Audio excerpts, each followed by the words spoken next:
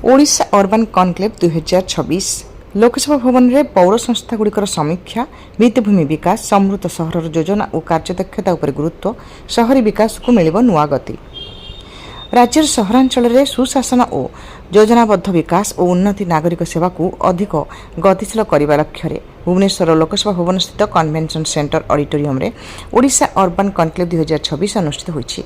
गृह और नगर उन्नयन विभाग पक्षर आयोजित ई समीक्षा और दिग्दर्शन कार्यक्रम में राज्यर सहरांचल स्थानीय संस्थागुड़िकर कार्यधारा समीक्षा करा सह आगामी दिन प्राथमिकता नहीं विस्तृत आलोचना होईछि।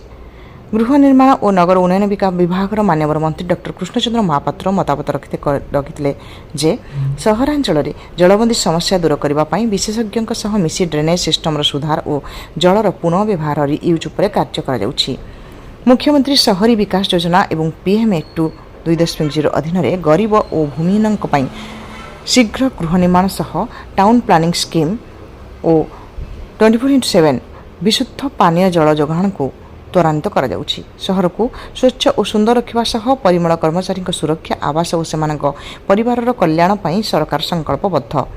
एही अधिवेशन में भित्तिभूमि विकास समृद्ध सहर योजना और कार्यदक्षता उपर अतिरिक्त शासन सचिव श्रीमती उषा पाढ़ी विभाग पक्षर उपस्थापन करथिले। एही अधिवेशन में बजेट और आर्थिक परिचालना उपर गुरुत्व दिया जायथिला। पौर संस्थार गुड़िकर राजस्व वृद्धि व्यय विश्लेषण भूमिका और दायित्व सह कम प्रदर्शन करुवा संस्था गुड़िकर समीक्षा करा जायथिला और टायर 2 एवं टायर 3 सहर गुड़िक टाउन प्लानिंग योजनार SOP समृद्ध सहर अर्बान चैलेंज फंड एवं मुख्यमंत्री शहरी विकास योजना अधीन भित्तिभूमि विकास उपर आलोचना कराଯାଇଛି।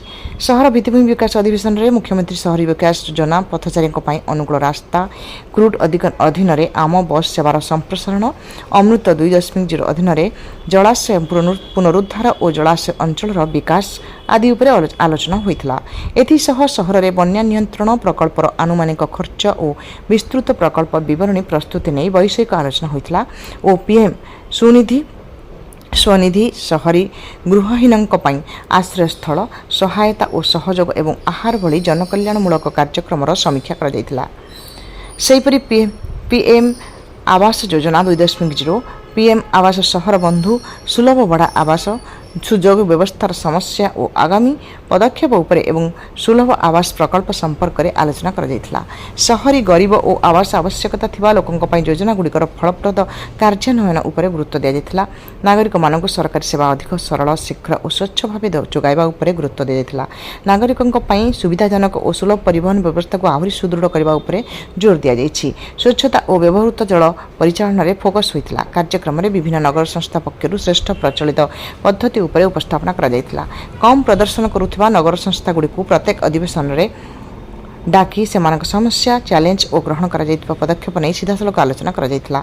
समग्र भाव योजनाबद्ध शहरीकरण दक्ष नगर प्रशासन उन्नत भित्तिभूमि स्वच्छता गृह और गण परिवहन को गुरुत्व दे ओडिशार सहर गुड़िक अधिक सुंदर स्वच्छ सुस्थ और नागरिक अनुकूल करने दिगरे एही नगर समावेश एक नुआ दिग देइछि। एही सम्मिलन में वरिष्ठ प्रशासक नगर योजनाकारी पौर प्रतिनिधि और जंत्री माने एकत्रित होई जारी रहितबा योजना गुड़िकर समीक्षा करथिले। समृद्ध ओडिशारू रजत महापात्रଙ୍କ रिपोर्ट।